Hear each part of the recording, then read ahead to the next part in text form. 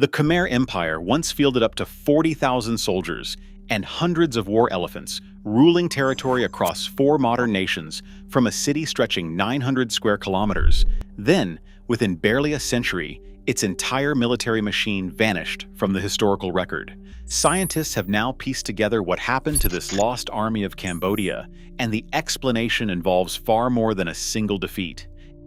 At its height, the Khmer Empire commanded a territory that spanned the heart of mainland Southeast Asia.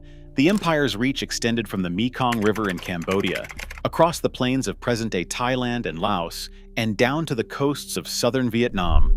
This was a civilization on the scale of the world's great pre-modern powers, with a population that rivaled the largest cities of medieval Europe and China.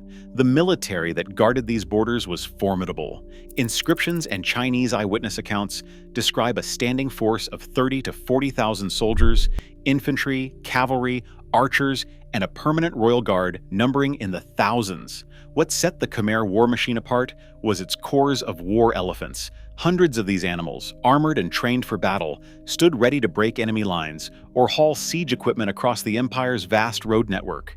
Supporting this army was a state-run infrastructure unmatched in the region. Over 1,000 kilometers of stone-paved roads connected Angkor to outlying provinces, enabling rapid troop movements and the steady flow of supplies. Along these routes, 102 state-maintained hospitals offered care for soldiers and civilians alike, a network confirmed by both inscriptions and archaeological remains. Massive reservoirs, barrages, collected monsoon rains, storing enough water to feed the population and support long military campaigns, even in the dry season. From the heart of Angkor, the king's commands could mobilize tens of thousands of workers for construction, logistics, and war. Royal decrees carved into stone list not only soldiers, but also the engineers, doctors, and laborers who kept the empire's military engine running. All of this was coordinated from a capital city that stretched over 900 square kilometers, a metropolis larger than London or Paris at the same time. The scale and organization of the Khmer military state was a marvel of its age. It was this strength, this intricate machinery of power, that would soon face its greatest test. In 1177, the calm of Angkor was shattered without warning. A Cham fleet, moving fast up the Mekong and Tonle Sap rivers, struck deep into the heart of the Khmer Empire. The attack came not by land, but by water, an armada of war canoes, their prows carved with animal heads, slipping past outposts and heading straight for the capital.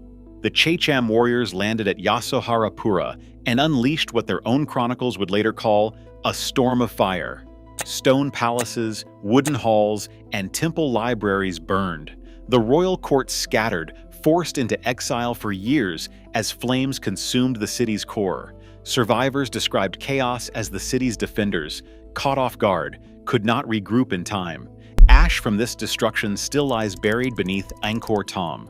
Archaeologists have dated these layers using thermoluminescence, confirming the late 12th century timing of the disaster. The evidence matches the written accounts. A city brought low by surprise, its great military machine unable to stop the sudden onslaught. The Cham sack exposed a weakness that no one had expected. Angkor's riverine lifelines, once a source of wealth and mobility, had become open doors for invaders. The empire's power, so carefully built on roads, hospitals, and reservoirs, was not enough to withstand a determined enemy with the element of surprise.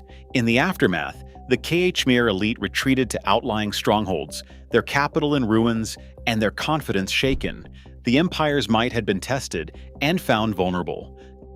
Jayavarman VII returned to a devastated Angkor and set about rebuilding not only the capital, but the machinery of state itself. His vision was sweeping. Over the next 4 decades, the empire's resources were mobilized on a scale unmatched in Southeast Asia.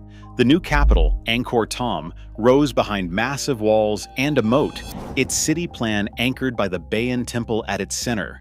But the king's ambitions reached far beyond monumental architecture.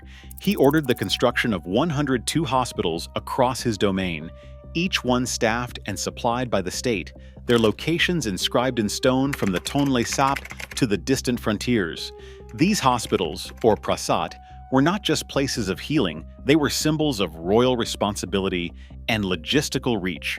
ensuring wounded soldiers and civilians could be treated wherever conflict or disease struck. The empire's arteries stretched outward in every direction. Over 1,000 kilometers of laterite paved roads connected Angkor to outlying provinces, ports, and garrisons.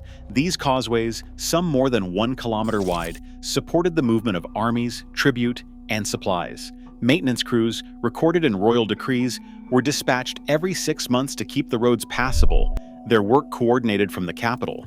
Along these routes, stone bridges spanned rivers and canals, while rest houses and reservoirs provided shelter and water for travelers and troops. At the heart of this system stood the barrays, huge artificial reservoirs engineered to capture and store monsoon rains. The east and west barrays alone held enough water to irrigate thousands of hectares and sustain the population through the dry season. This hydraulic network turned Angkor into a city of 1 million, fed its armies, and made possible the king's ambitious public works.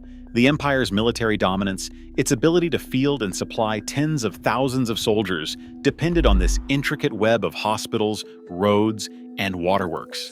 Jayavarman VII's reign demonstrated the heights of Khmer state power and sowed the seeds of future vulnerability as the empire's fortunes became ever more tied to the control of water. In 1296, a Chinese envoy named Zhou de Guan arrived at Angkor and recorded what he saw in a diary that survives to this day. Zhou described a city bustling with activity, guarded by a permanent force of 12,000 men, each equipped with iron helmets and shields. The king's palace, he wrote, was protected by a lattice of gates and watchtowers, with soldiers stationed at every entrance. The scale of Angkor was unlike anything Zhou had witnessed in China. He counted not just the royal guards, but also a vast supporting force, foot soldiers, archers, and a formidable corps of war elephants. His tally of 12,000 guards is echoed by stone inscriptions from the same period, which list similar numbers and detail the organization of the king's personal army. Centuries later, the true size of Angkor and its military machine remained hidden beneath the forest. For generations, explorers and archaeologists underestimated the city's extent, seeing only the monumental temples that rose above the trees. That changed in the early 2010s when a team of scientists launched an airborne LiDAR survey over the region. Using lasers fired from a helicopter, they mapped the ground beneath the jungle canopy, revealing a city that sprawled across more than 900 square kilometers, an area larger than modern-day New York. The LiDAR scans uncovered the grid of causeways, hidden temples, and the outlines of over 300 previously unknown religious sites. They traced networks of roads and fortifications that had once allowed the Khmer army to move rapidly between outposts, and identified the remains of an urban infrastructure supporting a population in the hundreds of thousands. The revelation was staggering.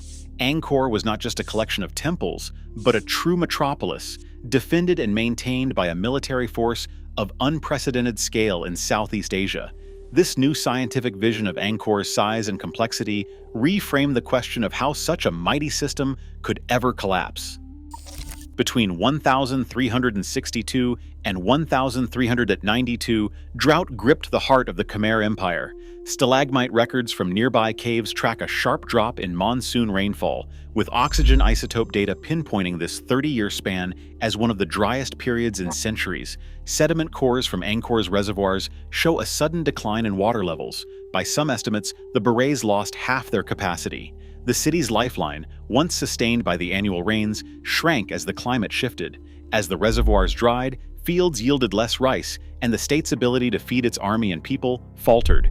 Into this weakened landscape marched the Siamese. Thai chronicles tell of King Boromiracathirath II's campaign in 1431, when Angkor was besieged and, after months of hunger and disease, forced to surrender. The aftermath saw thousands of Khmer captives march north, stripping the city of its skilled workers, soldiers, and administrators.